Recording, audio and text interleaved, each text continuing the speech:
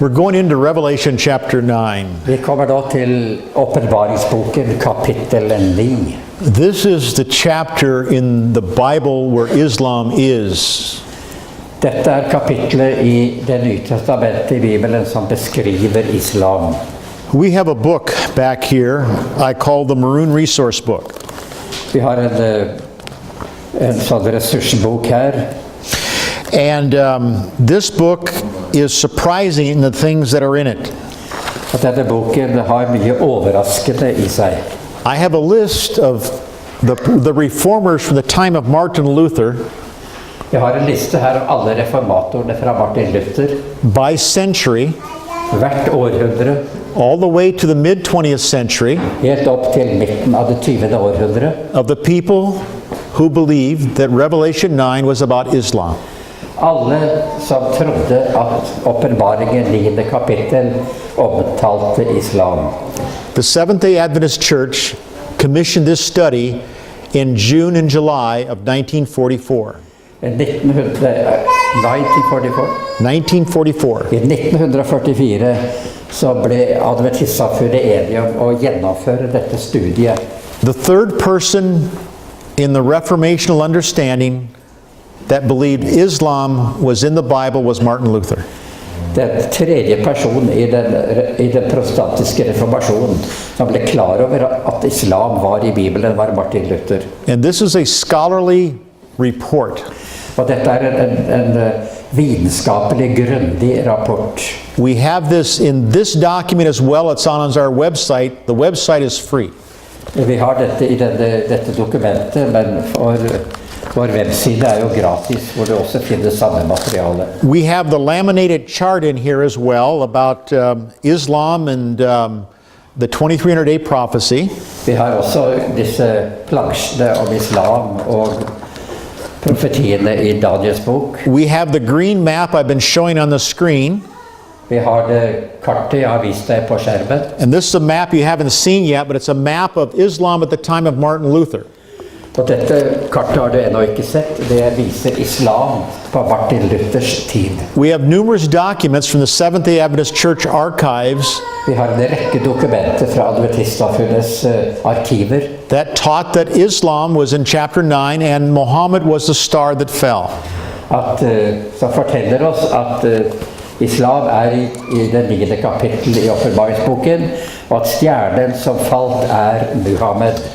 The Seventh-day Adventist Educational Department printed a book where it talks about Islam in Revelation chapter 9. Adventistsamfunnets utdanningsavdeling skrev en hel bok som dokumenterte hvordan det 9. kapitlet omhandler islam. General Conference officers during the 1950s wrote books about Islam in Revelation chapter 9. Mange av våre ledere på 50-årene skrev bøker som dokumenterte islam I Bibelen.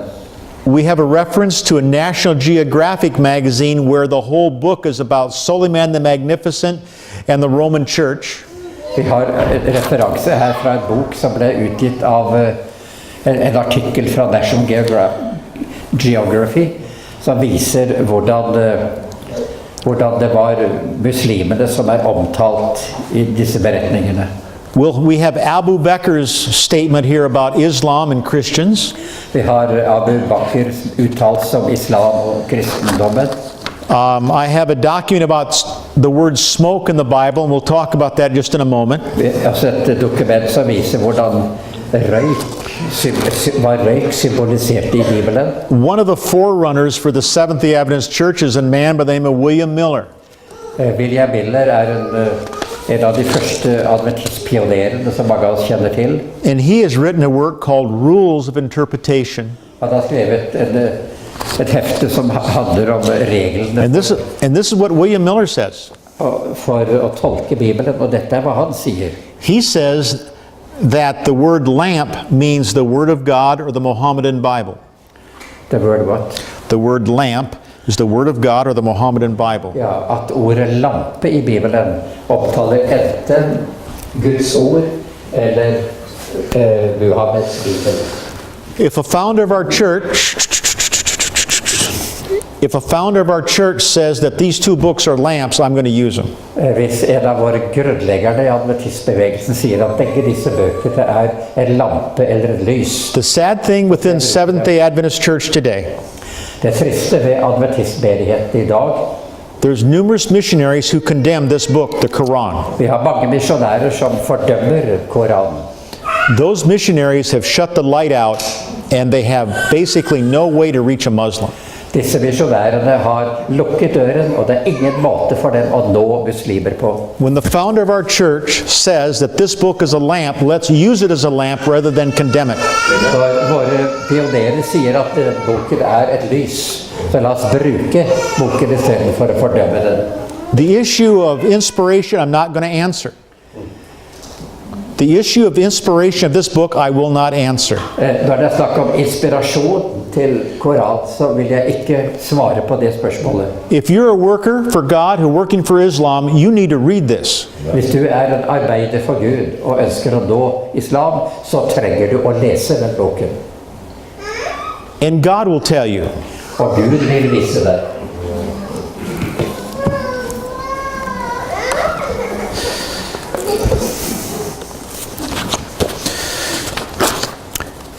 The August 11th, 1840 date about the proclamation that the Ottoman Turkish power was going to fall. 11. august 1840, denne profetien om denne datoen da det ottomanske riket skulle kollapse. Right. There's two documents here in the yellow pages. Det to dokumenter i dette heftet, de gule sidene jeg holder. One of the documents is something that's available to us easily in Adventism. Dette dokumenter som lett tilgjengelige for oss innenfor Adventistkirken. But the other document we found on the Royal Navy Archives of Britain. Det andre dokumentet fant vi i de offisielle papirene til kongelige marinebiblioteket. That the very day At nøyaktig den dagen that the Turkish power lost its autonomy, at den tyrkiske makt kollapset, the British Navy destroyed the Egyptian army at Beirut. Den britiske hær ødela den egyptiske armé i Beirut. Because the British army was acting in behalf of the Turkish Sultan. For den britiske armé handlet på ordre fra den tyrkiske sultanen. I had a meeting years ago Jeg hadde et møte for en del år siden with a leading Sufi Muslim sheikh. med en muslimsk sheikh. And as I was telling the story, he says, "Tell me about Seventh-day Adventists."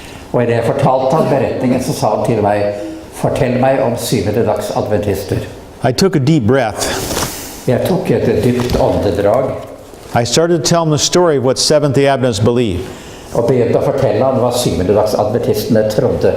When I got to the story Og da jeg kom til denne historien of Seventh-day Adventist Foundation members hvordan våre pionerer predicting the demise of the Ottoman Empire, forutsa på dagen når det ottomanske riket skulle falle, and the prediction was on August 11th, 1840, 11. august 1840, he took the cigarette out of his mouth da tok han sigaretten ut av munnen and he pointed at me. og satte fingeren på meg. He says, "I never knew the date, but that's right. That happened as you said." Jeg visste ikke datoen før, men det helt riktig det du sier. Det skjedde akkurat på den dagen. We as Seventh-day Adventists Vi som syvende dags adventister, who don't use Revelation 9 as Islam som ikke ser på åpenbaringen 9 som islam, are tying our hands behind our back. har bundet våre hender bak på vår rygg. My friends, the God of heaven gave this church the information necessary to reach this group of people for their salvation. Himmelens Gud ga oss denne informasjonen for at vi skulle kunne nå muslimer i vår tid. And we have taken a smug position like evangelical Christians. Vi har tatt samme holdning som de vanlige evangeliske kristne. My friends, the God of heaven has called this church for a high calling. Himmelens Gud har kalt denne menigheten for en meget stor oppgave. And it's for this hour, in the world now, God needs you and I. Og det på dette tidspunktet I verdens historie at Gud trenger deg og meg. Not to give an evangelical gospel, Ikke for å forkynne et vanlig kristent evangelium. but to give the everlasting gospel that's in Revelation chapter 14. Men for å forkynne det evige evangelium I åpenbaringen 14. kapittel. And that gospel ends with Jesus Christ in you and I, the hope of glory. Og dette evangeliet avslutter med Kristus som bor I oss, som herlighetens håp. If Jesus didn't walk this earth as a human being, Hvis Jesus ikke vandret på denne jorden som et vanlig menneske, how could I and you copy a God? hvordan kan du og jeg kopiere en Gud? He walked it like you and I do. Han vandret her nede og var lik du og jeg. He got dirty. He got tired. Han ble skitten, han ble trett. He had to walk it like you and I. Han måtte leve som du og jeg. And he's willing not only to give you and I the victory, Og han ikke bare villig til å gi oss seieren, but he's willing to give his life in your mind to be like him. og han også villig til å gi sin kraft I våre sinn, så vi kan bli lik ham. Any other gospel is a false gospel. Og ethvert annet evangelium et falskt evangelium. Because if it was out there somewhere, Og hvis det var der ute et eller annet sted, then what is Jesus waiting for? hva det da Jesus venter på? He's waiting for a people on this earth Han venter på et folk på denne jorden, to come to him and submit, som kan komme til han og overgi seg fullstendig, give him their sins, for å gi ham all vår synd, their thoughts, alle våre tanker, to have the life of Jesus' thoughts and minds come in to your mind. og få lyset fra Jesu tanker og sinn komme inn I vårt sinn. If a Muslim cannot get that from us, they might as well walk out the door. Hvis en muslim ikke kan få det budskapet fra oss, så kan de like gjerne bare gå ut av døren. Because when the Quran is so wordy about Jesus, Når Koranen så opptatt av Jesus. I was lectured by the sheikh that I just met 3 years ago. En leksjon av denne sheiken som jeg nevnte for deg. I was able to see him this past May, just before he died. Jeg hadde mulighet til å besøke ham nå I mai, like før han døde. And I was in his office. Jeg var I hans kontor. He rolls his chair up to where I'm sitting. He rolls his chair up to where I'm sitting. Flyttet denne stolen sin helt bort til hvor jeg satt. He says, Stephen, Så sier han til meg, Stephen, he rebuked me. og så anklaget han meg. And this is what he said. Og dette var han sa. Stephen, you talk too much like a Muslim about Jesus. Du snakker alt for mye som om det var en muslim når du snakker om Jesus. He said, you need to talk about Jesus like the Quran says. Du trenger å snakke om Jesus slik som Koranen beskriver ham. He said, Jesus is the Word of God and Christ Jesus is his name.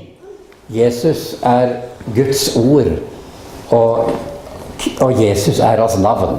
That's in Surah 3:45. Det sitat fra Koranen. Ord fra Gud, ikke av Gud. Da. Ord fra ham. What's he saying, This is Austin? a word from God, not word of God. It stands from God. From God. Fra Gud, ikke Guds ord. Right. Fin korrigering. The point the sheikh was making, Poenget som denne sheiken kom med, we need to turn it up a few notches. vi trenger å skru opp volumet. Because this book that William Miller said is a lamp Denne boken som William Miller sa var et lys, has truths that Seventh-day Adventists have turned their back on. inneholder sannhet som adventister har snudd sin rygg til. And we try to take the Muslims to spiritual algebra. Og vi prøver å lære muslimer åndelig avansert matematikk. Before the students can answer this equation, Og før elevene kan besvare denne kompliserte lignelsen, they have to know what's 1 orange plus 1 orange equals 2 oranges. Så må de ha lært at en appelsin pluss en appelsin til er 2 appelsiner. My friends, let's not do spiritual algebra with the people we're to reach within the first 10 minutes of time. La oss ikke komme med avansert åndelig matematikk første time når vi møter mennesker. If you listen to my testimony about the lady in Australia, Hvis du husker dette vitnesbyrdet mitt om denne damen i Australia, what did she ask me? hva var det hun spurte om? She said, "Who is Jesus?" Hun spurte om hvem er Jesus? I didn't answer her like she wanted. Jeg svarte ikke på spørsmålet slik hun ønsket det. I went to her book and said what her book said about Jesus. Jeg gikk til hennes bok og fortalte hva den That book. boken sa om Jesus. And what did it get me? Og hva ga det meg? Can you come to the mosque and tell everybody Da else? du kommer til vår moské og forteller alle. My friends, we need to be wise as serpents Vi trenger å være listige som slanger, and harmless as doves. og vi trenger å være harmløse som en due. Revelation chapter 9. Johannes åpenbaring kapittel 9. Okay. The charts again. I want you to get these charts in your mind.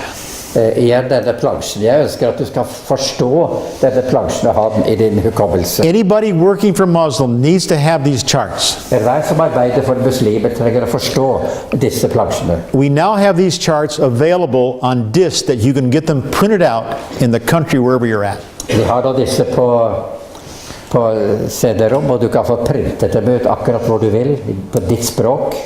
And you can take erasable marker and you can mark your arrows and everything else you want on them. Og du kan notere på dem. Be like these over here in the piano that fell down. Det er omtrent som disse på plansjene vi har på pianoet der, som falt ned. And the DPI on them is so you can make them the same size as a billboard, go on the side of a building. Og de er satt sammen slik at du kan forstørre dem i alle retninger og få dem til store du ønsker. So, we are here to empower you to reach the Muslims in this country. Vi er her for å gi deg verktøy så du kan nå muslimer i dette landet. I love my friends, the Berglunds. I love my friends, the Berglunds. Accept that. But as much as I like them, I came here to give you the tools to reach the Muslims in your country. Og jeg kom ikke for å besøke dem, men for å gi dere verktøy så du kan nå muslimer. The banner chart. This is something that you can do a Bible study to a Muslim or a Christian with. Disse kartene er noe du kan bruke for å gi et bibelstudium både til kristne og muslimer. It gives you all the Daniel and Revelation beasts. Gir deg alle disse symbolske figurene i Daniels bok og åpenbaringsboken. It gives you the 2300 days. Gir deg de 2300 aftener og morgener. It gives the story of the birth of Muhammad. Gir deg beretninger om Muhammeds fødsel. It tells about his time when he left Mecca to Medina. Forteller om tiden han dro fra Mekka til Medina. It tells about when he died. Forteller om da han døde. It tells about the legacy he left that was the strength of God. Forteller om denne arven han etterlot som var Guds styrke. And I didn't write it. Og jeg har ikke skrevet det. We just put it together. Jeg bare satt det sammen. This had been written down over 150 years before pretty much you and I were born. Dette er nedskrevet av våre pionerer 150 år før oss. Okay, Revelation chapter 8 verse 13. Åpenbaringsboken kapittel 8 og vers 13.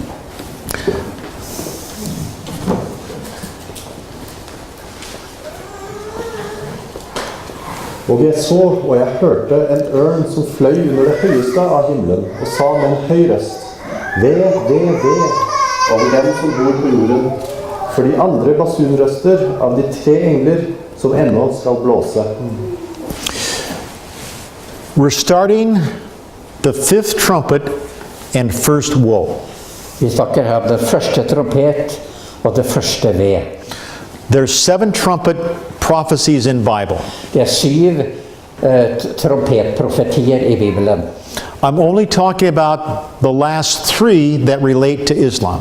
Jeg snakker kun om de 3 siste som er relatert til islam. Those last three trumpets are the same thing as woes. De siste 3 trompetene det samme som vite, omtalt i Bibelen. You could use them interchangeably. It doesn't make any difference. Begge uttrykkene uttrykker det samme. And the thing to remember is how the Bible is written. Og det vi trenger å forstå hvordan Bibelen skrevet. These 3 woes, woe, woe, woe, Disse 3 vede are said 3 times. gjentatt 3 ganger. They're being emphasized by the pen of inspiration of John the Revelator. De har blitt gjentatt ved inspirasjonspennen til Johannes. The word we're going to look at in the Strong's Concordance in Greek is the word heaven used here. Det vi skal se på dette ordet i Strongs concordance, dette ordet himmelen, i midten av himmelen. The word heaven is this Greek word. Det dette lange greske ordet han lyser på, det ordet Mesomeranyama. It means the midst of heaven. og betyr midt på himmelen eller himmelhvelvingen. So when you and I look out the window here in Norway, Når vi ser ut av vinduet her borte, and we see the sun set out here, og vi ser solen gå ned, that's the kind of heaven we're talking about, det den himmelen vi snakker om. of what we see. Den synlige himmelen. So that's what John saw in prophecy as he's writing this down. Det var dette Johannes så i profetien når han skrev det ned. Keep this in mind. Now we go to Revelation chapter 9, verse 1. Så går vi til det første verset i Åpenbaringen kapittel 9. Now, as Steiner reads this, there's some words to keep in mind we're going to go back to constantly for about the next 10 minutes. Når Steinar leser dette her, så det noen ord vi stadig skal komme tilbake til i de neste få minuttene. In English, the word is star, heaven, given the key in the bottomless pit. Det stjerne, himmelen, det har blitt gitt en nøkkel, og den avgrunnen. Go ahead, Steiner. Den 5. engelen blåste i basunen. Jeg så da en stjerne som var falt fra himmelen ned på jorden. Nøkkelen til avgrunnens brønn ble gitt til den. Thank you. Don't go far. I'm going to suggest to you about the star. Jeg ønsker å foreslå for dere når det gjelder stjernen. I have reformational documents as well as documents that are 60 years old. Jeg har informasjon fra reformatorene, men også litteratur fra bare 60 år tilbake. That the word star means this. At stjernen simpelthen betyr Means Muhammad. Muhammed. Now, let me rain on your parade just a moment. La meg forklare dette litt for deg. If you have believed that the star is Satan, Hvis du har denne ideen at stjernen det snakk om djevelen, Satan, that's a theology position that's come in since 1950. dette en teologisk tolkning som har kommet inn i kristenheten fra 1950, ikke før. I don't expect you to believe me, Du behøver ikke tro meg, but we have the evidence. men vi har dokumentasjon på det. This is a concept of Protestantism that is designed to take away from the distinctiveness about Islam. Dette et konsept fra protestantismen som har til hensikt å frata oss nøyaktigheten når det gjelder å forstå islam. So, I suggest that the star that fell is Muhammad. Så mitt forslag her og nå at stjernen som falt Muhammed. This is what Edward Gibbon says in History and Decline and Fall of the Roman Empire. Dette hva historikeren Gibbon skriver i sin bok om fallet, den romerske kirkes fall, romerske keiserrikes fall. It says the The Saranic Arab invasion could be best described in no better language than is used here. The star to whom the key was given well describes the prophet Muhammad. Den arabiske invasjonen kan ikke bedre bli beskrevet i den bedre språk enn det som er brukt her, at stjernen, som var nøkkelen, beskriver profeten Muhammed. I've been told that Edward Gibbon was not a Christian. Jeg har blitt fortalt av andre at Gibbons ikke var kristen. He made no acceptance of Jesus or God. Han hadde ingen synlig akseptering av Jesus eller Gud. And even this type of person recognized that this star here meant Muhammad. Men selv denne verslige person aksepterte at stjernen som er omtalt her, gjelder Muhammed. The documents we have in this maroon book reinforce it with document after document after document. Og dokumentasjonen jeg har i denne boken, en rekke dokumenter bekrefter denne avpakkelsen. We're looking at the word heaven in Revelation 9:1 now. La oss se på ordet himmelen i Åpenbaringen 9, første vers. This has a different Greek word called oranos. Dette har også et annet gresk ord, orados, And it says og det står that the extension of heaven as abode of God, by implication, happiness, power, eternity, specifically the gospel or Christianity. Det er forklart at dette ordet kan bety lykke, kraft, evighet, men spesielt knyttet til det kristne evangelium. So what this meaning is saying, Så hva dette sier det følgende, that the star that fell was a part of the gospel in Christianity. at stjernen som falt en gang var en del av evangeliet, det kristne evangelium. Now you want to ask me about this book. Da stiller du meg kanskje spørsmålet om denne boken. I find truth after truth in this book. Jeg finner sannhet etter sannhet i denne boken, Koran. Because biblically speaking and reformationally proved, Bibelsk, i Bibels sammenheng og dokumentert av reformasjonen, that Muhammad had a walk with the God of the Bible. at Muhammed hadde en vandring med Bibelens Gud. But he struggled like other prophets. Men han kjempet og hadde problemer som mange andre profeter. Islam today, if I was in certain countries, Islam i dag, i visse land, I would be killed. Så ville de drepe meg hvis jeg hadde vært der. Because I'm saying this. Fordi jeg sier det jeg nå forteller dere. But we as Christians believe that prophets are human beings. Men vi som kristne tror at profeter vanlige mennesker. And we know from every Bible prophets they struggled, they had failures. Vi vet fra enhver Bibels profet at de kjempet og de hadde svakheter. And yet Christianity is so arrogant to say, no way was Muhammad anything to do with Allah or Allikevel så God. sier kristenheten at vi vil ikke ha noe å gjøre med Muhammed eller islam. Let me talk about the word Allah just a moment. La meg si litt om dette ordet Allah.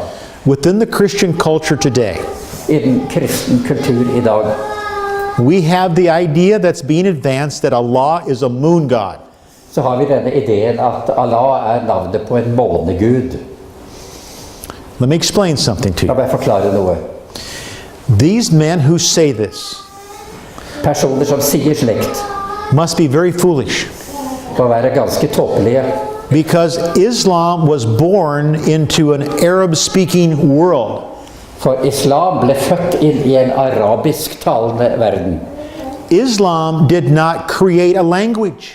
Islam produserte ikke et språk. The word Allah was the creator God of heaven before Muhammad was ever born. Allah var himmelens skapergud. He's not a moon god. Før Muhammed ble født. And Jesus in Arabic is Isa al-Masih. Og Jesus i arabisk språk betyr Messias. These names were before Muhammad was born. Disse navn eksisterte lenge før Muhammed ble født. So when I hear these so-called learned PhDs, Når jeg hører disse lærde teologer med sine doktorgrader, who have gullible Christians eating out of their hand that this is a moon god. som har godtroende kristne som spiser ut av deres hender, at dette er måneguden. I'm just thinking, how come no one's thinking? Hvorfor er det ingen som tenker?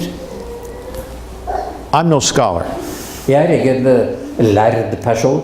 My wife, who's here with me, sitting back over here, Min kone som sitter her nede, our daughter married into an Arab-speaking family. vår datter giftet seg inn i en arabisk talende familie. Her mother-in-law and father-in-law graduated from the Mideast Bible College in Beirut, Lebanon. Og hennes svigermor, svigerfar, studerte på et muslimsk universitet. Ok, av college i Beirut. Ok. Det er et adventist college i Beirut. Beklager. Right. And so when I got to know her in-laws, I wanted to ask her father-in-law a question. Da jeg lærte hennes familie, eller den familien å kjenne, så ville jeg stille hennes svigerfar et spørsmål. I asked a profound question. Jeg stilte et avansert spørsmål. And I asked him, I said, the word God in the Arab Bible, what's the word for it? Jeg spurte, hva er navnet på Gud i den arabiske Bibel? He looked at me like I lost my mind. Han så på meg som om jeg skulle ha mistet forstanden. He wrinkled up his forehead and looked at me. Han fikk rynker i panna og stirret på meg. And he said, Allah. Så sier han, Allah. My friends, the issue isn't the Quran that says Allah. Saken har ikke noe med Koranen å gjøre, som bruker ordet Allah. The issue is faulty scholarship by the Christians.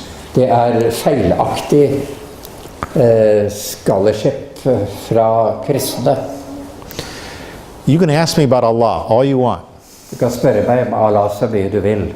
Unless you can prove to me that Islam created its own language.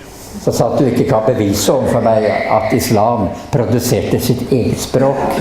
I'm going to smile and say we have nothing more to talk about. Så vil jeg bare smile og si at vi har ikke noe mer å snakke om hva det angår. And let's move on and let's get on with our work. La oss fortsette for å gjøre vårt arbeid. Because these are the devil's rabbits. Dette er djevelens angrep eller anklager. As a young boy, I used to hunt rabbits with a gun. Da jeg var liten så gikk jeg på kaninjakt. We lived in the country in Minnesota. Vi bodde ute på landet i Minnesota.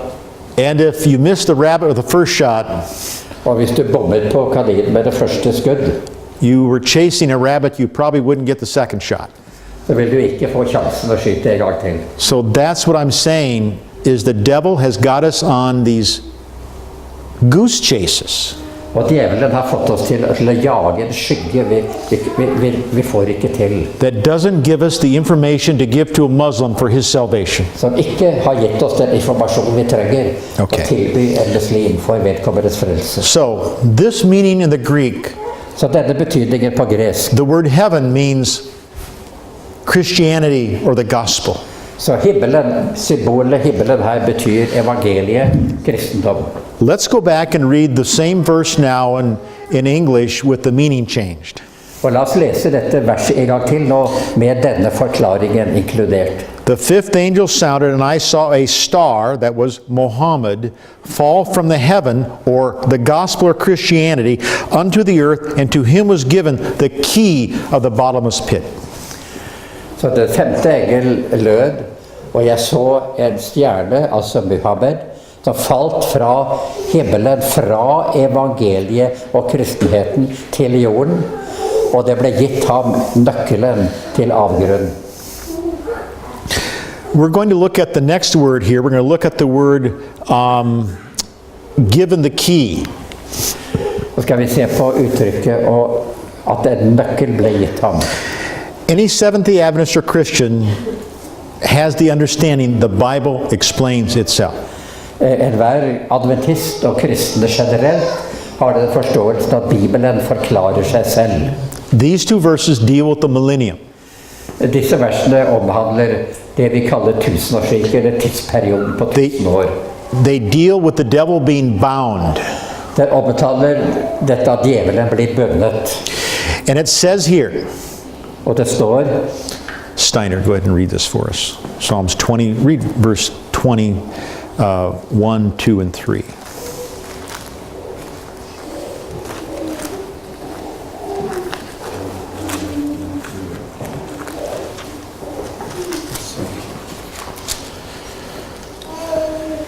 Og jeg så en engel stige ned fra himmelen med nøkkelen til avgrunnen og en stor lenke i sin hånd.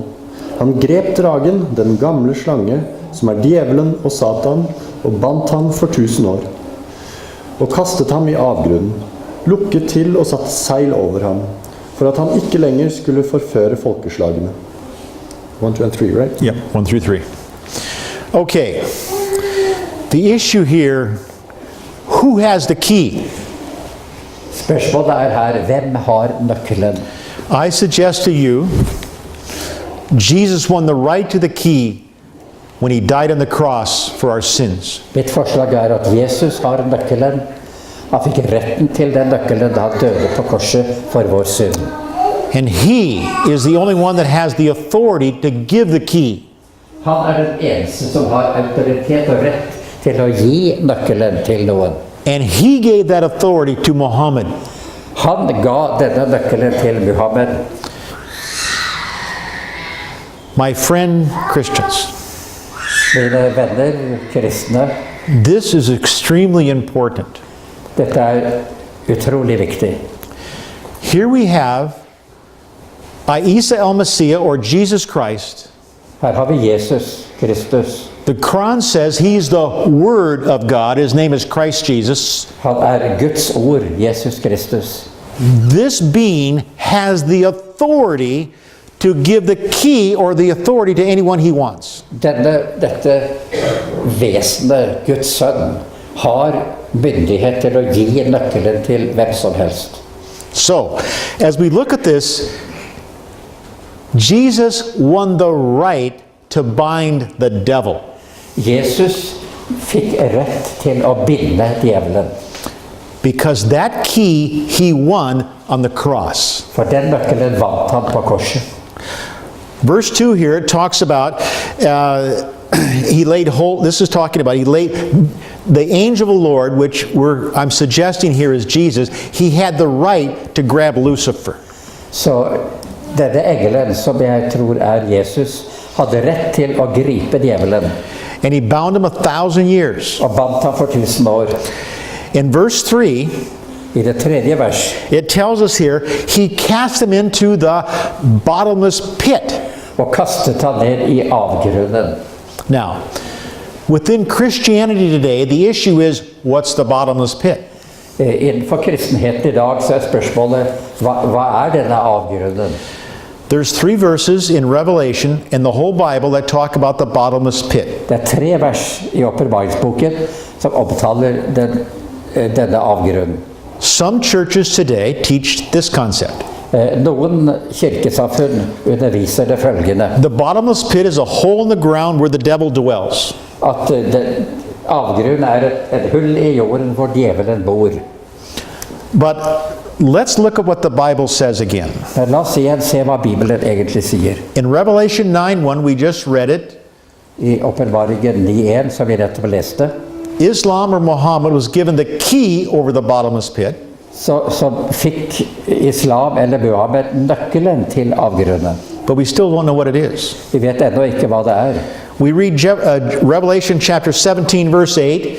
I åpenbaringen 17, kapittel 17, vers 8, It still doesn't really say what it is. så står det fremdeles ikke hva avgrunnen egentlig But in Revelation chapter 20 verse 1 and 3, it gives us an idea that the bottomless pit is where Lucifer dwells for 1,000 years. Men I åpenbaringen 20:1-3, så får vi en forklaring om at avgrunnen stedet hvor Lucifer oppholder seg I 1000 år. And that's clear to those who study is that that's talking about this earth when there's no more sun and no more moon.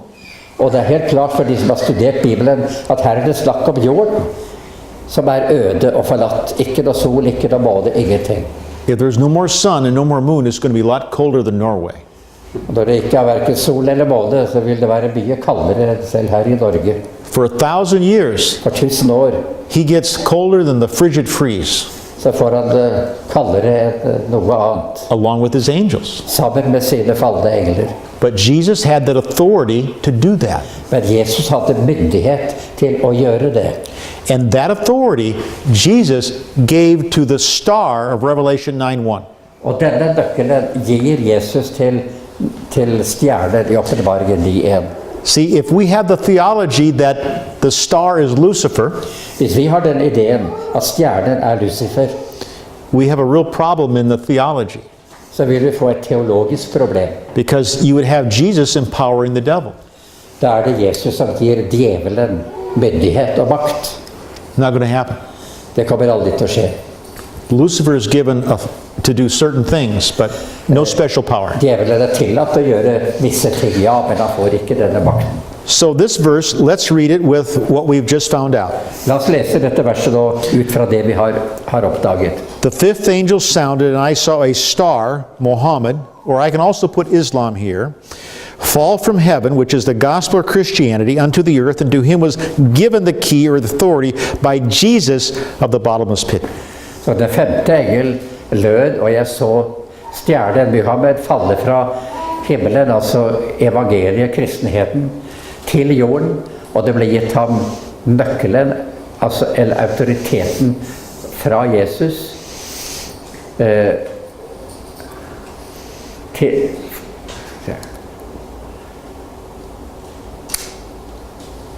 of the bottomless pit, altså av avgrunnen, til avgrunnen. You could say abyss.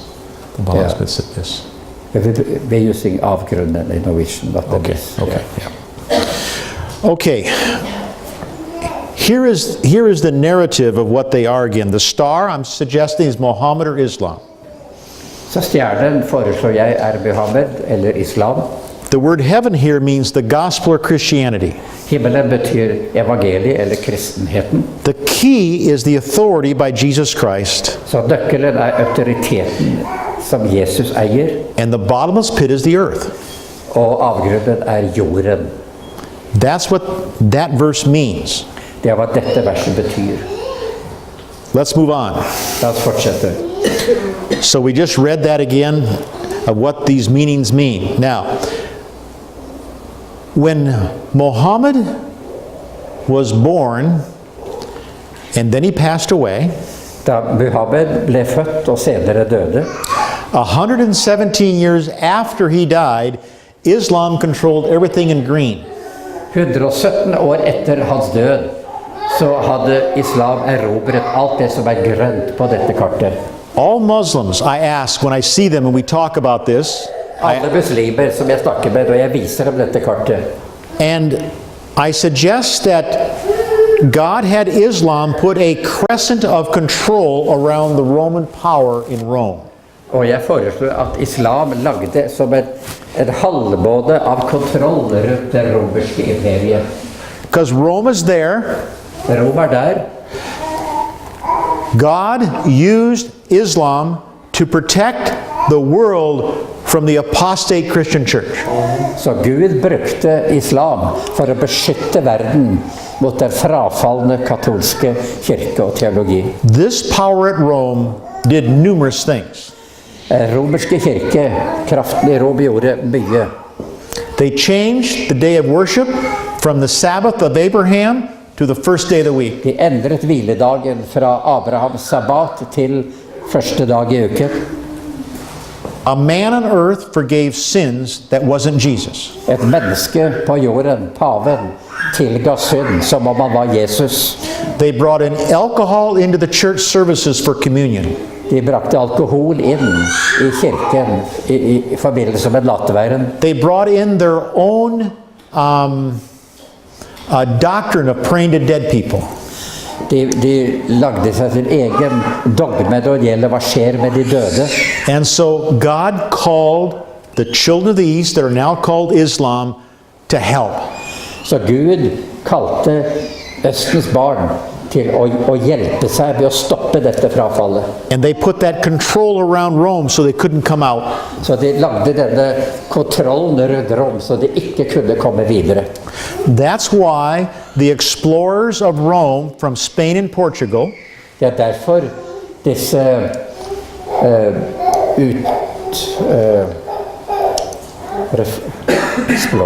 explorers, Viking, like Vikings. Ja. Oppdagelsesreisende fra Rom. Ja, ok. That's why those explorers went around the world with the Catholic gospel. Det var derfor de dro rundt i hele jorden med det katolske evangelium. Because they couldn't go to the Middle East. De kunne ikke dra til Midtøsten. Det var stengt. Because God had Islam guarding it. Fordi Gud brukte islam for å beskytte. I know you've never heard that before. Jeg er ganske sikker på at du ikke har hørt det før. But think about it. Men tenk på det. That's why South America is Spanish and Portuguese today, language. Det er derfor Sydamerika er portugisisk og spansk i dag. They're also Catholic. De er også katolske. That's why the Philippines surnames today are all Spanish. Det er derfor Filippinene, så And they're all Catholic pretty much. de er alle katolske stort sett. But there's not many Catholics in the Middle East. Men det er ikke mange katolikker i Midtøsten. They're scattered around here and there. Du finner dem her og der, ja. But God protected Men Gud beskyttet the Middle East Midtøsten by the strength of Abraham, ved Abrahams styrke. of the firstborn son. Første sønnen til Abraham. And yet Christianity Allikevel så ser du kristenhet today has forgotten the Reformation. i dag har glemt reformasjonen. They forgot the people who delivered the Reformation. De har glemt folket som gjorde reformasjonen mulig. And they're all lapping at the feet of Rome. Og de ligger alle og ler ved Roms føtter. Okay, Steiner, I'm going to have you read Revelation chapter 9, verse 2.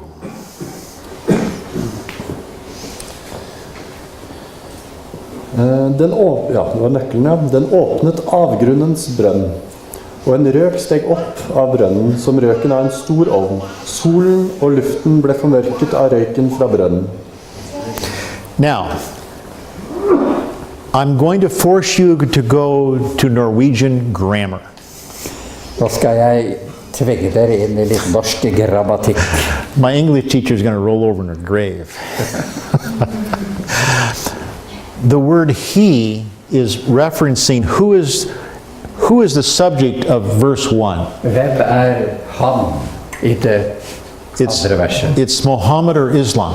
Det Muhammed eller islam. And he opened the bottomless pit of the earth Han åpnet jorden eller avgrunnen. because he had the authority by the key. Han hadde autoriteten ved hjelp av nøkkelen vi har snakket om. And it says the smoke arose out of the pit as the smoke of a great furnace. Og en røyk steg opp av denne avgrunnen som av en ovn. And the sun and the air were darkened by the reason of the smoke. Og solen og luften ble formørket på grunn av denne røken. Many Seventh-day Adventist historians 150 years ago Mange syvendedags adventist-historikere 150 år siden, and all the way into the 20th century og helt inntil det 20. århundre, said forklarte that the smoke was the cloud of Islamic apostasy over the Christian church.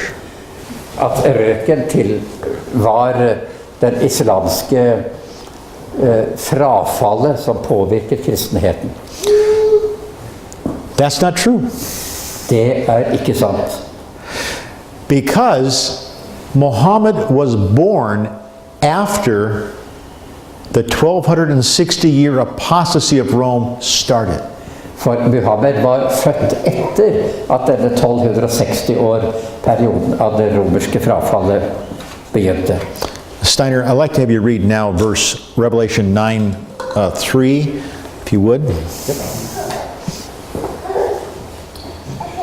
Ut av røyken kom det gresshopper på jorden. Det ble gitt en makt, slik som skorpionene på jorden har.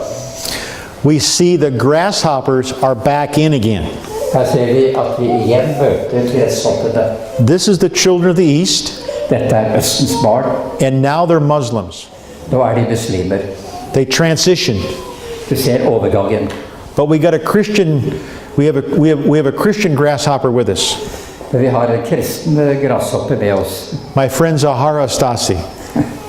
He's a grasshopper, but he's not a Muslim. He's an Arab. Han en grasshopper, en arab, men han ikke... Han kristen. He's going to correct. He's not an Arab. He's an Egyptian, but they're close cousins. Han egentlig fra Egypt, men han... Ja. So all grasshoppers are not Muslims, Så alle grasshopper ikke muslimer.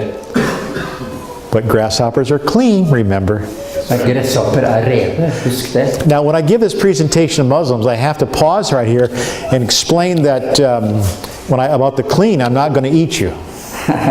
Når jeg har denne presentasjonen for muslimer, så må jeg stoppe litt her. Jeg snakker om rene mennesker, at det betyr ikke at jeg har tenkt å spise deg. Because Muslims are very structured in how they think. For muslimer tenker veldig strukturert. And I just wanted to let them know that I wasn't going to eat them. Så jeg vil bare fortelle dem at jeg har ikke tenkt å fortære dem. I want to look, Steiner, look up Psalm 74 verse 1. Keep your finger in 9:11. 74 verse 1 is a word about smoke. Salmene 74:1. It's one of the clearest meanings of smoke we have in the Bible. En av de beste forklaringene på hva røk egentlig betyr i Bibelen. There's 40 verses in the King James Version Bible about the word smoke. Det 40 vers i King James Bibelen som omtaler røk. Not one of the verses means mistake or sin when you use the word smoke. They do not mean that. There's 40 verses about smoke, but none of them mean sin or Ingen av mistake. disse versene betyr at røk synd, eller frafall, eller feil. And so the concept that this word smoke meant it was Islamic errors over Christianity is false. Så denne ideen at røken betyr islams påvirkning av kristendommen, det stemmer ikke. Okay, read 74 verse 1. Gud, hvorfor har du forkastet oss for evig tid? Hvorfor ryker din vrede mot den jord du før? So I'm suggesting to you the word smoke is God's anger at the Christian church.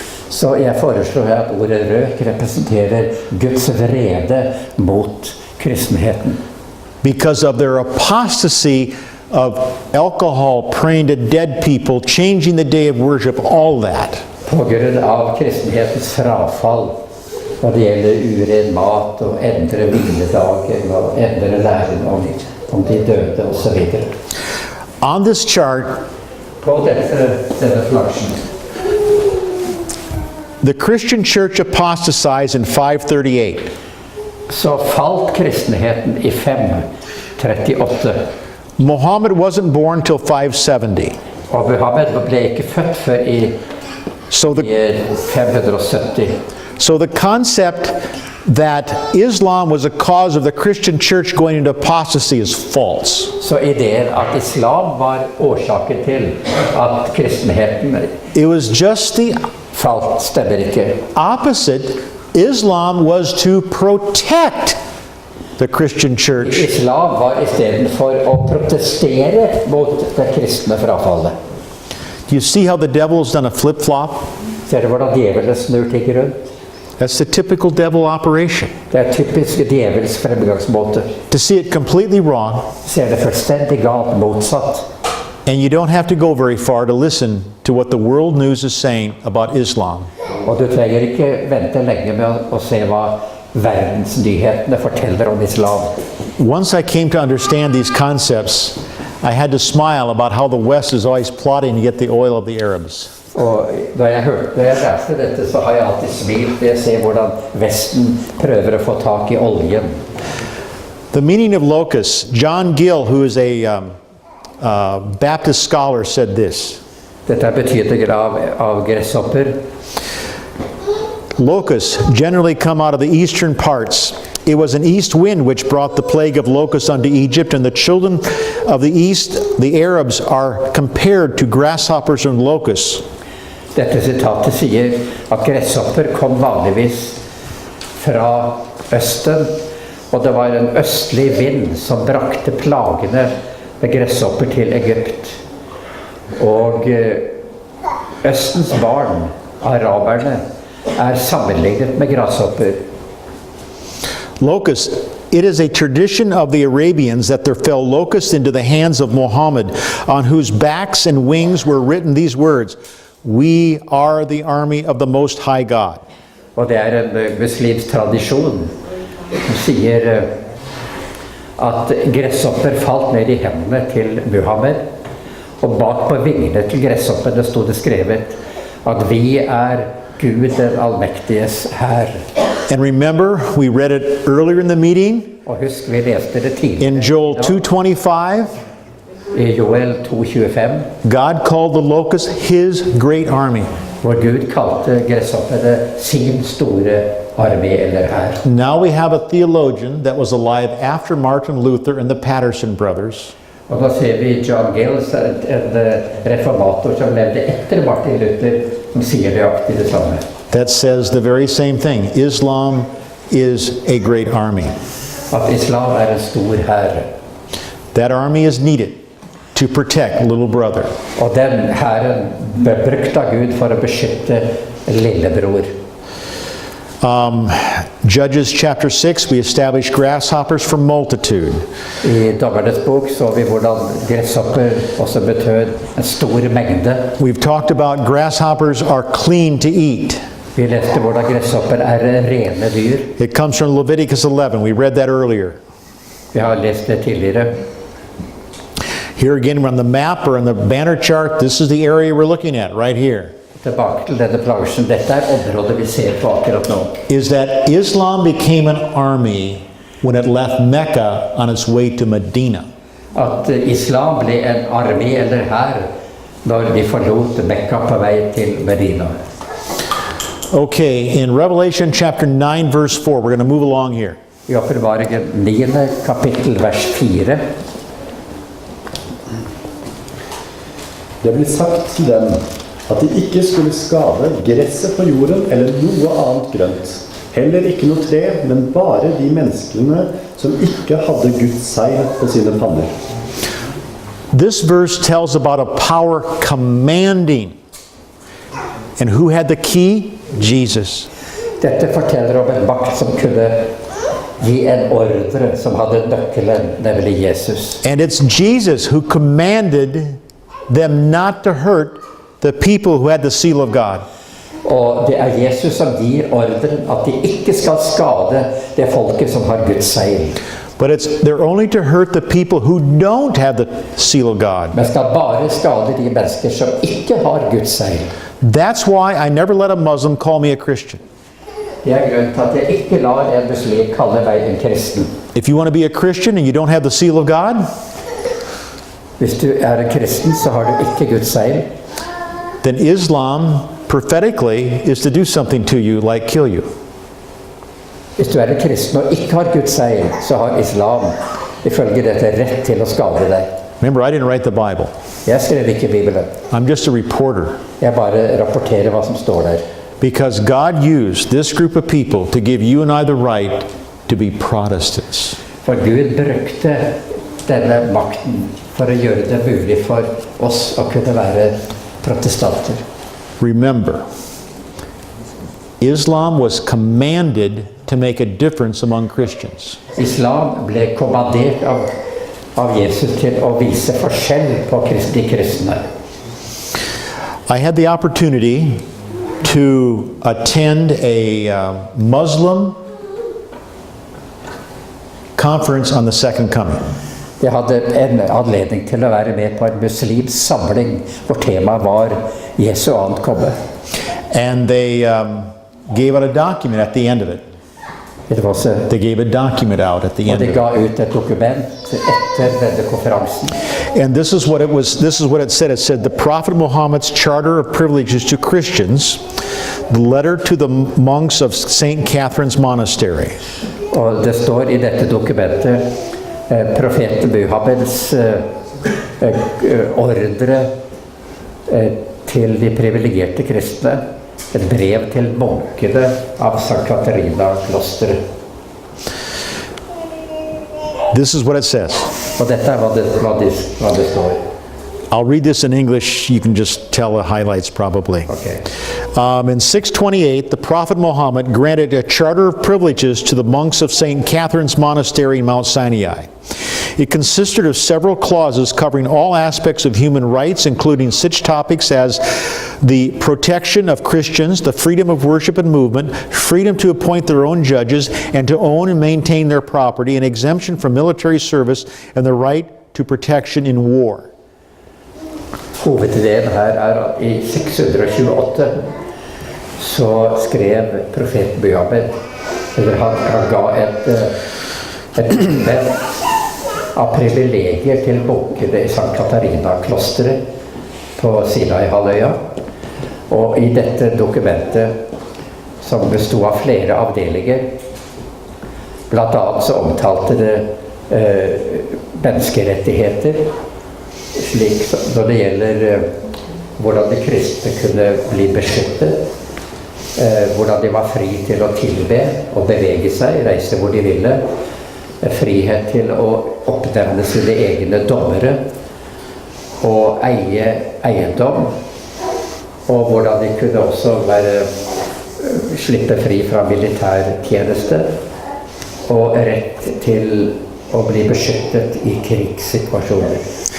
It says here, this is a message from Muhammad as a covenant or agreement to those who adopt Christianity near and far. We are with them. Verily, I, the servants and helpers and my followers, defend them, because Christians are my citizens, and by Allah I hold out against anything that displeases them. No compulsion is to be on them. You don't need to read, just tell it. Dette budskapet fra Muhammed er en pakt til de som har adoptert kristendom, både de som er nær og de som er langt borte. Og det sier at jeg, som er tjeneren, hjelperen, og mine etterfølgere skal beskytte dem, fordi kristne er mine borgere ved Allah, ved Gud. Og jeg skal tåle hold out against. What does that mean? It means resist. Og jeg vil stå imot alt som måtte være uakseptabelt for dem. Okay. It says here that neither are there judges to be removed from their jobs, nor their monks from their monasteries. Det står her at deres dommere skal ikke bli fratatt sitt arbeid, og munkene skal ikke fjernes fra klostrene. No one is to destroy a house of their religion, to damage it, or to carry anything from it to the Muslims' houses. Og ingen kan ødelegge deres hus, deres kirkebygg, eller skade det, eller ta noe fra dem til et muslimsk hus. Should anyone take any of these, he would spoil God's covenant and disobey his prophet. Verily, they are my allies and have my secure charter against all that they hate. Og skulle noen gjøre dette, så ville han ødelegge Guds pakt og være ulydige mot sin profet. Sannelig, jeg sier, de er mine allierte og har min sikkerhetspakt imot alle som hater dem. One thing we want to keep in mind is this. Noe vi må huske det følgende. And that is, at the time of Muhammad, there wasn't just Christians and Jews. På Muhammeds tid så var det ikke bare jøder og there was Jews and Sunday-keeping and Sabbath-keeping Christians. Det var jøder, og det var kristne som holdt sabbat, og som holdt søndags- og hviledag. You will not read that in history today. Du vil ikke lese det i en historiebok i dag. But there's a reason that the Christian church of the day, headquartered at Rome, went into apostasy. Og det en grunn til at kristenheten på den tiden gikk inn i et frafall. There's a reason that God called Martin Luther out of it. Det en grunn til at Gud kalte Martin Luther ut av frafallet, det katolske frafallet. And Muhammad, or Islam, was called to defend the Sabbath-keeping Christians against the new Christians. Så islam ble kalt av Gud til å beskytte de sabbatsholdende kristne fra de frafallende kristne. But the Sunday-keeping Christians had the army with them, and the Sabbath-keepers did not. Så de som holdt søndag hadde hæren med seg, og det hadde ikke sabbatsholdende kristne. But the Sabbath-keepers had the strength of Abraham, which is the grasshoppers. Men de sabbatskristne, de hadde Abrahams styrke som var grasshoppene. I'm driving to the point is this. If you all got to leave at some point in time, remember this. Jeg prøver å få fram dette poenget, og hvis dere må før vi ferdig, det dette du må huske. I suggest to you, Jeg foreslår, I come from a biblical position, og dette fra en bibelsk posisjon, ståsted, that God will lead Islam to protect His church today. at Gud også vil bruke islam for å beskytte sin sanne menighet i den siste tid. No one is to force them to travel or to oblige them to fight. The Muslims are to fight for them.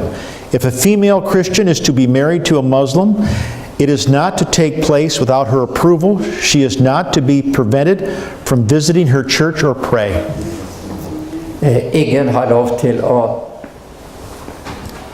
tvinge dem til å reise eller å kjempe. Muslimene skal kjempe for dem. Hvis en kristen kvinne gift til en muslim, så skal det ikke finne sted uten hennes samtykke. Hun skal ikke bli hindret fra å besøke sin egen kirke og kunne be der. Their churches are to be respected. They are neither to be prevented from repairing them or to the sacredness of their covenants. Deres kirker skal bli respektert, og de skal ikke bli forhindret i å reparere dem, eller at helligheten ved deres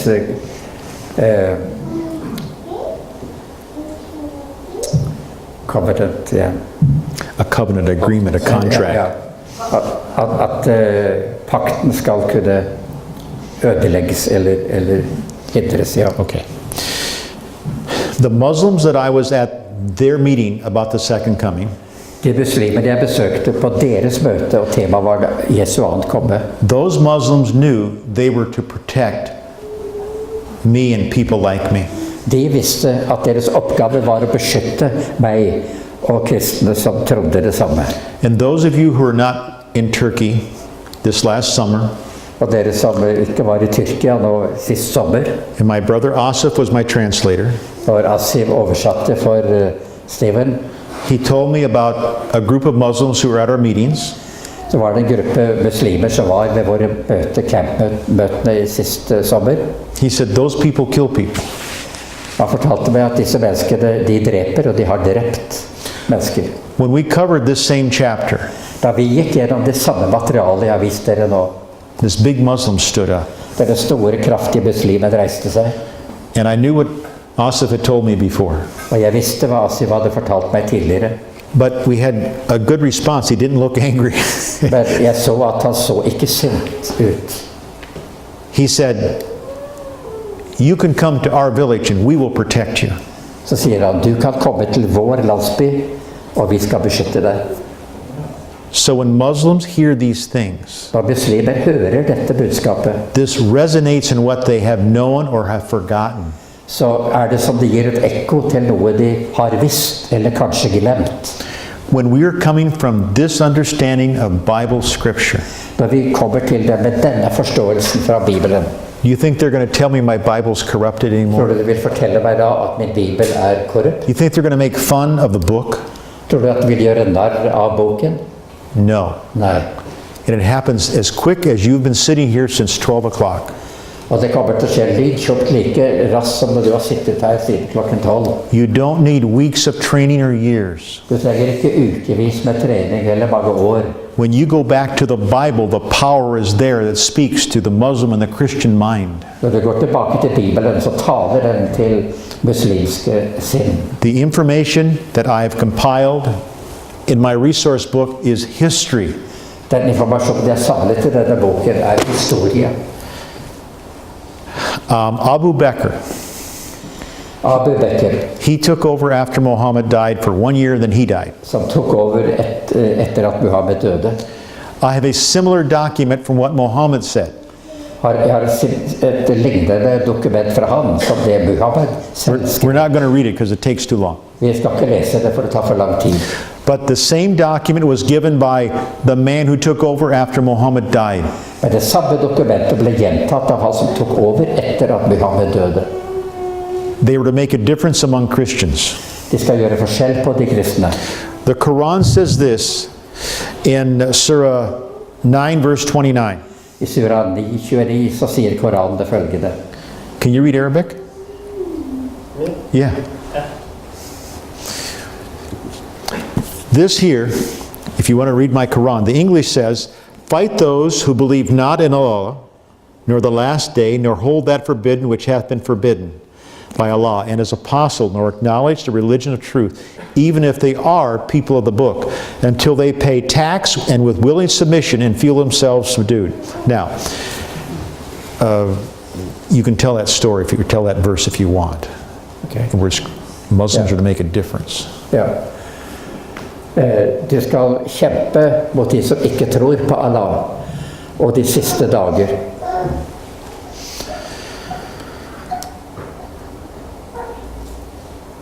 Du skal ikke forby det som ikke er tidligere blitt forbudt av Allah og hans apostler, eller akseptere en religion eller en sannhet, selv om det kommer fra bokens folk, inntil de betaler skatter og er villig til å overgi seg og selv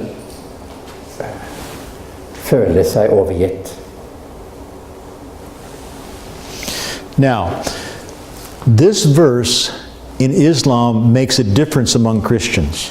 Dette verset i islam gjør en forskjell på kristne.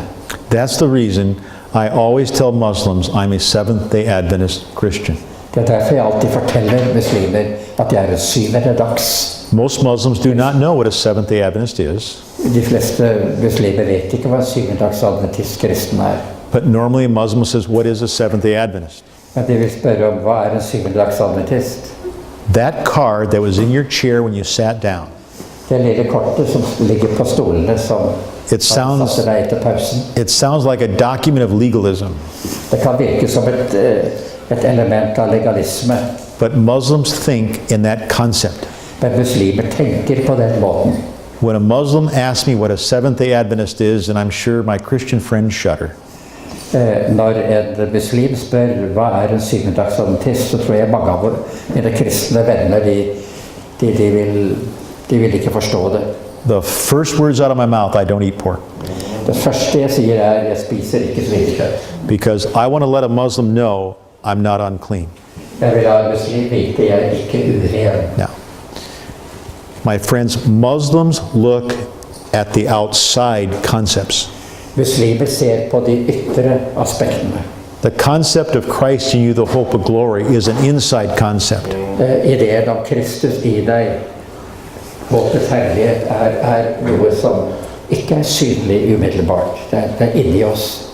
But with my Muslim friends, we're still putting one orange plus another orange is 2 oranges. Men da jeg underviser muslimer og viser at 1 pluss 1 er 2. We're not going to spiritual algebra. Vi går ikke inn i de åndelige, avanserte temaene. We keep it simple because that's how they are. Not stupid, but that's Vi holder det enkelt, for det er slik de er. De er ikke dumme, men de er enkle. it's just the logic of how they process spiritual understanding. Den logikken i hvordan de aksepterer og forstår åndelig sannhet. Just keep that in mind. It's essential. Husk det, for det er veldig vesentlig. And there's another text here in the Quran, Surah 3:113, that gives another viewpoint about two different types of people. It says, there's a people of the book are a portion that stand for the right. Hvor det står at bokens folk, det den delen av de kristne som står for det som rett. I had a Muslim tell me once. Jeg hadde en gang en muslim som stilte meg spørsmålet. He said, I stopped looking for the people of the book. Så sier han, jeg har sluttet å se etter bokens folk. I didn't know there was any. Jeg trodde ikke det var noen. I said, no. I said, there's Seventh-day Adventists. Så sier han, nei, det syvende dagsadventist. And I explained to him what we believe. Jeg forklarte han hva vi tror. He said, the Quran's right then. There are people who stand for right that are Christians. Så sier han, ja, det har jo Koranen rett. Det en gruppe mennesker som står for sannheten. My friends, God has all this worked out for you and I. We just need to step into the understanding and go with it. Gud har lagt alt til rette for oss. Vi trenger bare gå inn i de oppgaver og gjerninger han har kalt oss til. The next verse, it says they believe in God in the last day. Neste verset sier at de tror på Allah, på Gud og de siste dager. Our friends who have this building that are renting this to us, they're nice, good people. Det kirken som eier dette lokalet som vi har leid fra. They believe about God, De tror på Gud, but they're not prophetic last day people. men de ikke mennesker som møter beskrivelsen av Guds folk, profetiske folk i den siste tid. Seventh-day Adventists are. Syvende adventister tilhører det folk. And I get real concerned when I hear Seventh-day Adventists become John 3:16 Christians. Og jeg blir veldig trist når jeg møter adventister som har blitt Johannes 3:16 kristne. Because the everlasting gospel is a compact unit of prophecy, coming judgment, and second coming. For det evige evangelium en kombinasjon både av frelsen, av dommen og Jesu gjenkomst, profetiene. Revelation 9 verse 5, Steiner. Åpenbaringen 9:5.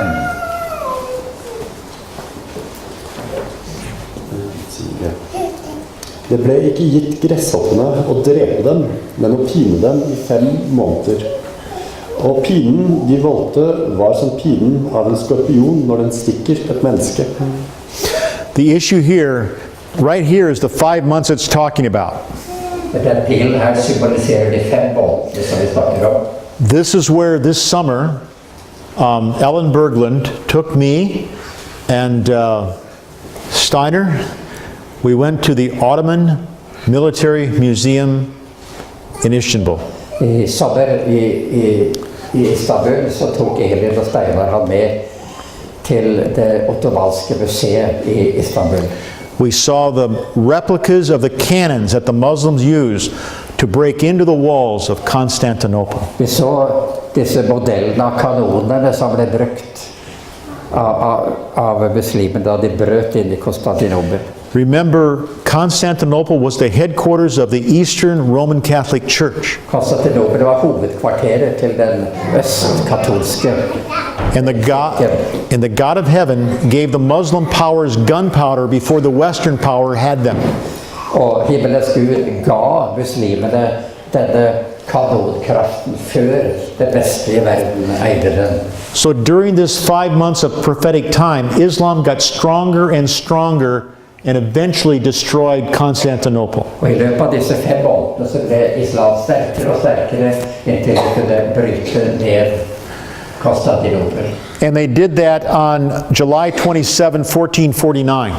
Den 27. juni i 1449.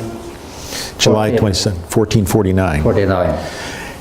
They actually co-opted the power politically in 49.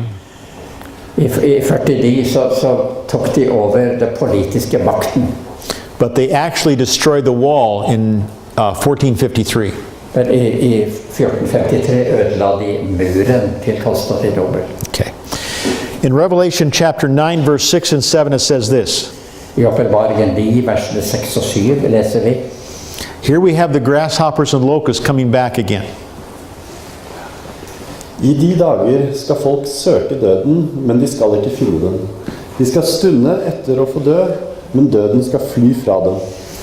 Gresshoppenes skikkelse var liksom hester rustet til krig. På hodene hadde de liksom kroner lik gull. Here we had the power of Islam called locus, back again at God's call. Her har vi igjen denne makten som Bibelen kaller locust eller gresshopper, muslimene. And it says their horses had on their heads that looked like crowns. De hadde på hodene noe som lignet kroner. We're going to look at what their crowns looked like here when we get here in a few more verses. Vi skal se hva disse kronene ligner om en liten stund. The interesting thing here, as Steiner reads this, it talks about the breastplates were iron. Og videre så står det her at, ja, du kan lese. Revelation 9 verse 8 through 10. De hadde hår liksom kvinnehår, og tennene deres var som løvetenner, og deres ansikt var som et menneskes ansikt. De hadde brynjer liksom jernbrynjer, og lyden av vingene deres var som lyden av vogner når mange hester løper til strid. De har haler med brodder som skorpioner, og i halene deres ligger makt til å skade menneskene i 5 måneder. Here the 5 months are mentioned again. Her har vi de 5 måneder også gjentatt. And the 5 months for you who are not Seventh-day Adventists, we recognize a day for a year in Bible prophecy. Og for dere som ikke har en adventistbakgrunn, så aksepterer vi dette bibelske prinsippet med en dag for et år. And Islam is given the power in these verses like a scorpion to sting. Islam har gitt en makt som en skorpion til å stikke.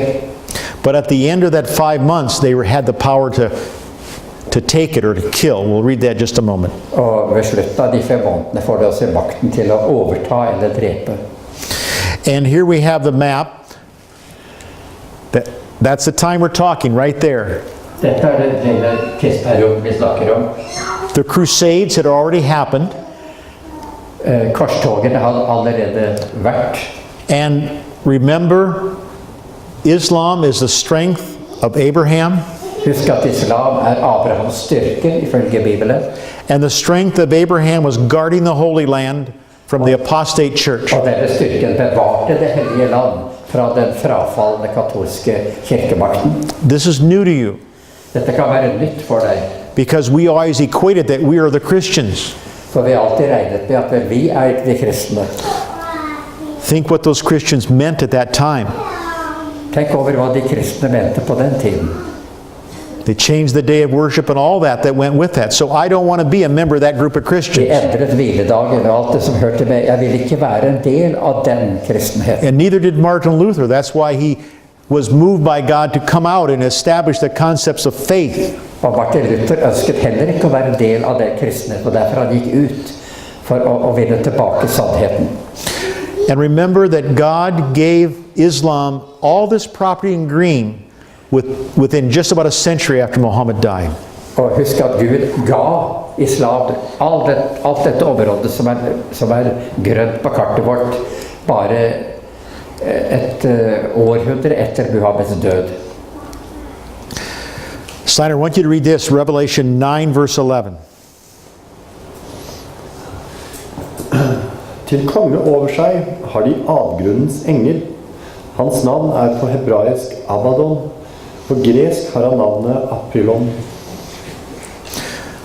I use this verse when I talk to Muslims in their setting and I tell what it means. Jeg bruker dette verset når jeg snakker til muslimer i deres sammenheng, og jeg forklarer hva det betyr. I mentioned that they had a king over them and he was an angel. De hadde en konge over seg som en engel.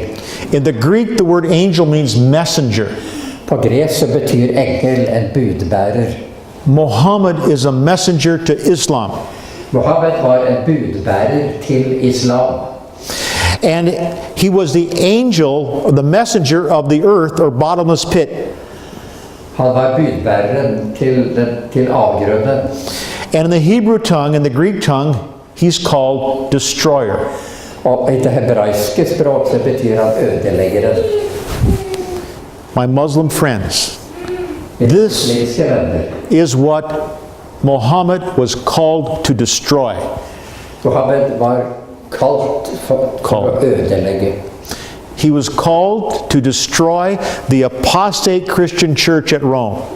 Han var kalt til å ødelegge den frafalne katolske kristenheten. That's what the whole military might of Islam was about.